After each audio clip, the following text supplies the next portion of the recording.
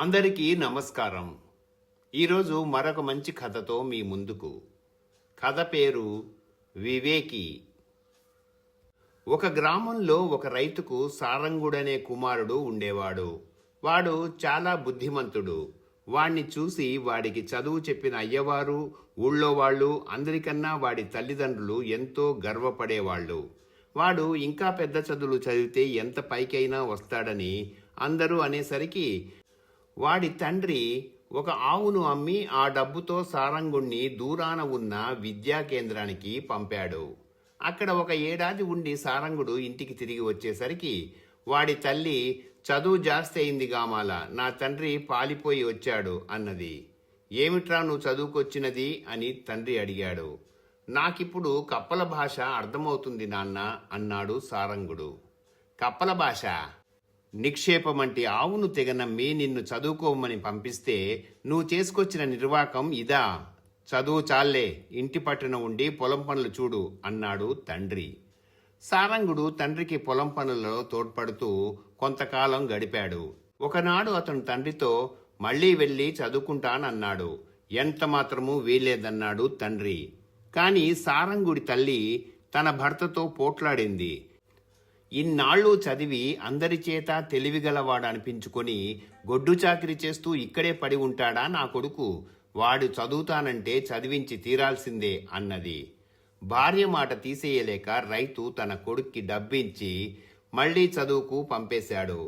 విద్యా కేంద్రంలో కొంతకాలం చదువుకుని సారంగుడు ఆరోగ్యం పాడు చేసుకుని తిరిగి వచ్చాడు. ఈసారైనా మంచి చదువు అబ్బిందా అని తండ్రి సారంగుణ్ణి అడిగాడు. అబ్బింది నాన్న, నాకిప్పుడు కుక్కల భాష అర్థమవుతుంది అన్నాడు సారంగుడు. కుక్కల భాష, కప్పల భాష ఎవడికి కావాలిరా? అవేమన్నా కూడు గుడ్డ పెడతాయా?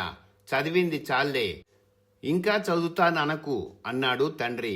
కాని సారంగుడు కొంతకాలం తండ్రితో పాటు పొలం పనులు చేసి ఇంకా చదువుకోవాలని ఉందన్నాడు.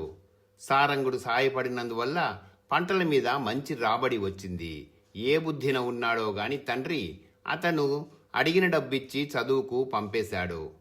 సారంగుడు తిరిగి వచ్చాక అతని తండ్రి, ఈసారైనా మంచి పండితుడు అయ్యావా అని అడిగాడు. అవును నాన్న, నాకిప్పుడు చేపల భాష కూడా వచ్చేసింది అన్నాడు సారంగుడు. ఇక ఈ చదువులు కట్టిపెట్టేయి. వల్ల మాలిన డబ్బుండి పని పాట లేని వాళ్ళు చదివే ఈ చదువులు మనకు అచ్చిరావు. ఇక్కడే ఉండి రైతుగా బతకడం నేర్చుకో, అంతే చాలు అన్నాడు తండ్రి. సారంగుడిక చదువు మాట ఎత్తక పొలం పనులే చేసుకుంటూ ఉండేవాడు. అతను ఒకనాడు తన పొలంలో ఓదేలు కట్టుతుండగా ఇద్దరు పెద్ద మనుషులు డొంక వెంబడి నడుస్తూ ఆగి, అబ్బాయి, మేము రాజుగారి ఆస్థానానికి పోతున్నాము. రాజావారు మంత్రిని నియమిస్తారట. మేమా పని దొరుకుతుందేమోనని పోతున్నాము. మాకు దారి బాగా తెలియదు. అక్కడి వరకు తోడుగా వస్తావా ఏమిటి అని అడిగారు. వాళ్ళు తమ వెంట నౌకర్లాంటి వాడి కోసం చూస్తున్నారు.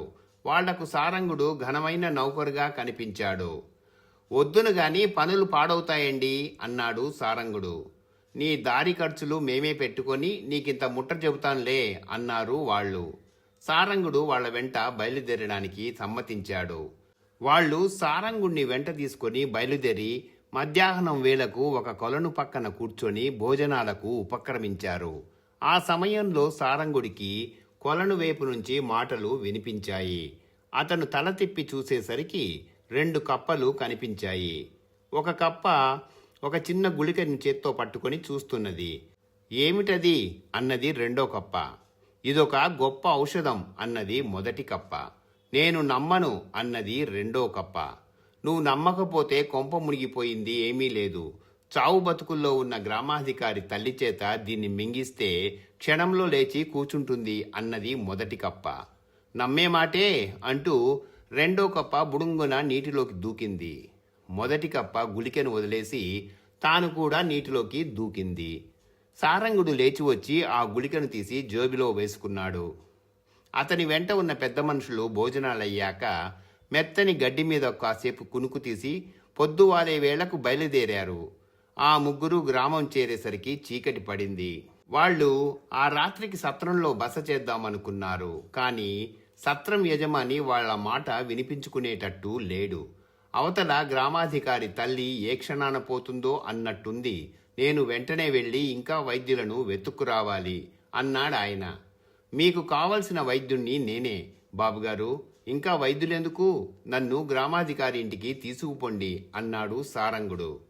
సత్రం యజమాని సారంగుడికేసి వింతగా చూసి అతన్ని గ్రామాధికారి ఇంటికి తీసుకుపోయాడు. ముసలావిడ స్పృహలేని స్థితిలో ఉన్నది. సారంగుడు తన వద్ద ఉన్న గుడికెను ఆమె నోటిలో వేసి ఇన్ని నీళ్లు పోయించాడు. కొద్ది క్షణాలలో ఆమె కళ్ళు తెరిచింది.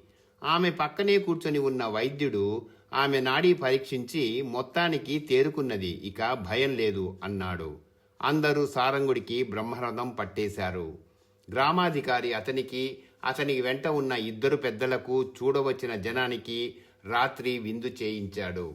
సారంగుడు రామాపురం వెళ్తున్నట్టు తెలుసుకొని దారిలో అతను ఆగిన చోటల్లా విడిదికి భోజనాలకు ఏర్పాట్లు జరిపించమని చెప్పటానికి వెట్టివాళ్లను ఆ రాత్రే పంపాడు. మర్నాడు ఉదయం ముగ్గురు బయలుదేరి ఆ రాత్రికి ఒక ఊళ్ళో సత్రం చేరుకున్నారు. ఆ సత్రం నిండా జనం ఉన్నారు. అయినా ఈ ముగ్గురి కోసము అన్ని ఏర్పాట్లు ముందే జరిగాయి. వాళ్ళు భోజనాలు ముగించుకొని తమ కోసం ప్రత్యేకించిన ఒక గదిలో పడుకున్నారు. అయితే వాళ్లకు నిద్ర పట్టకుండా వెలుపల చాలా కుక్కలు మొరగసాగాయి. చిచ్చి, ఈ వెధవ కుక్కలు నిద్రపోకుండా చేస్తున్నాయి అన్నారు సారంగుడి వెంట ఉన్న పెద్ద మనుషులు. అలా అనకండి, అవి చాలా పెద్ద ఉపకారం చేస్తున్నాయి. ఈ రాత్రి సత్రంలో దొంగలు పడతారట. ఒక దొంగ సత్రంలోనే ఉన్నాడట.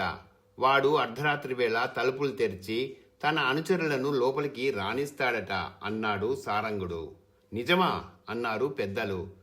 జంతువులు అబద్ధాలాడవు అన్నాడు సారంగుడు. సత్రంలోని వాళ్లకు హెచ్చరిక జరిగింది. అర్ధరాత్రి సత్రం యజమానే తలుపులు తెరిచి దొంగలను లోపలికి ప్రవేశపెట్టాడు. అందరూ నిద్రపోతున్నట్టు నటిస్తూ దొంగలను పట్టేశారు. యజమాని కూడా పట్టుబడ్డాడు. మర్నాడు సారంగుడు అతని వెంట ఉన్న పెద్ద మనుషులు మళ్లీ ప్రయాణం సాగించి మధ్యాహ్నం వేళకు ఒక వాగు చేరి దానికి సమీపంగా విశ్రాంతి తీసుకుంటున్నారు. ఆ సమయంలో సారంగుడు పెద్ద మనుషులతో మనని గురించి చేపలు కూడా మాట్లాడుకుంటున్నాయి అని చెప్పాడు. ఏమని అని వాళ్ళు అడిగారు. మనలో ఎవరో ఒకరు మంత్రి కాబోతారట అన్నాడు సారంగుడు. ఇద్దరు పెద్ద మనుషులు పరమానందం చెందారు. ఇద్దరికీ మంత్రి అయ్యే అవకాశం సమంగా ఉన్నట్టు. కానీ సాయంకాలం వాళ్ళు రాజధాని చేరేసరికి మంత్రి పదవి సారంగుడి కోసం వేచి ఉన్నది. అతను గ్రామాధికారి తల్లిని బ్రతికించిన వార్త, దొంగల ముఠాను పట్టి ఇచ్చిన వార్త రాజుగారికి ముందుగానే చేరాయి. అతన్ని మంత్రిగా నియమించాలని రాజుగారు వెంటనే నిర్ణయించాడు. ఇంతటితో కథ సమాప్తం. ఈ కథ మీకు నచ్చినట్లయితే లైక్ చేయండి, కామెంట్ చేయండి, తప్పకుండా షేర్ చేయండి, మర్చిపోకుండా సబ్స్క్రైబ్ చేయండి. అందరికీ ధన్యవాదాలు. ఇక సెలవు.